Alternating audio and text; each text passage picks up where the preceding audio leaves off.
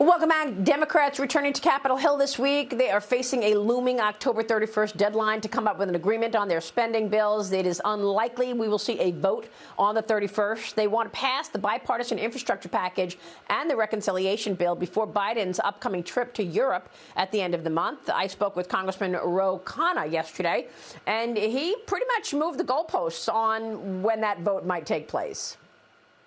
Do you think you're going to get a vote on October 31 for this? We will get a vote before the end of the year. I'm hopeful it will be by October 31st. Joining me right now is Ohio Congressman, House Intelligence Committee and Ways and Means Committee member Brad Wenstrup. Congressman, it's always a pleasure. Good to see you this morning. Thanks so much for being here. Your thoughts on where we stand with this spending package? I know that the Democrats are trying to convince Senators Manchin and Sinema to go along with the package. How do you see things? Well, no matter how you slice it, what they're proposing is it's not a Build Back Better plan, I can tell you that. It's a Build Back Broke plan. Because even if they cut the spending, which I think would appease Senator Manchin, you're still going to have taxes in there. You're still going to have programs in there that sound good and are supposedly going to end at a more quick time than we would expect. But as Ronald Reagan said, these last forever. You never get rid of them. And so these are going to be a long-term problem. You know, I think as we look at bills, we should say, does this make Americans more free? And will the next generation say thank you? And I don't think we're seeing that here. We're still going to be contending with inflation, unemployment. We got products sitting at ports. The taxes make us less competitive. You've talked about supply chain. We cannot begin to resolve our supply chain problem if we are not competing globally, which we did with the Tax Cuts and Jobs Act. And since that time, we had no inversions. You know, they put these programs in place that sound good, but in many cases, they do more harm than good, and they never go away. And you just look at right now with this tax credit for children. I had a guy, a union guy, he's a lineman for a rural electric company. He said, I don't want the tax credit. I want to be able to afford things at the store. I want to be able to fill my car with gas. I would like to treat my family to a steak once in a while. This administration owns all of this, and where they're headed is just going to be more and will compound the problems that we currently face. It will not solve them, and we've seen that. There's already been too much spending. Well, it's time to reel it in.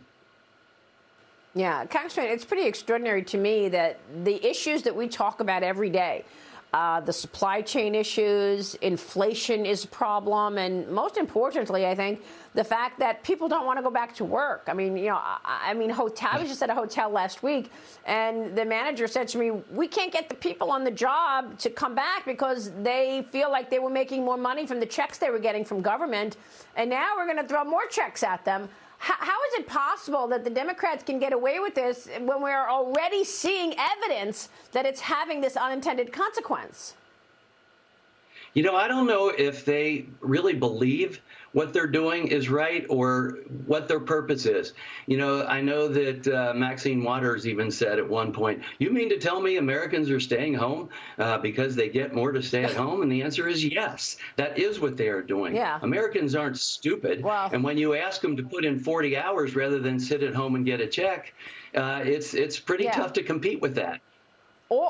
Or, by the way, maybe they just have a second gig, right? They could have a side gig and say, you know, make more money that way. So it's not necessarily that they want to stay home, but they don't want to go back to the job that they had because they can make more money elsewhere. I got to move on to China. Congressman, you've been so good on this issue. Now we've got these reports that China tested a nuclear-capable missile in August. It caught U.S. intelligence apparently by surprise. The Pentagon not commenting directly on this report so far, but spokesperson John Kirby says that, quote, we have made clear our concerns about the military capabilities China continues to pursue, capability that only increased tensions in the region and beyond. Congressman, your thoughts on the nuclear capabilities and this nuclear missile test that we are reportedly hearing about?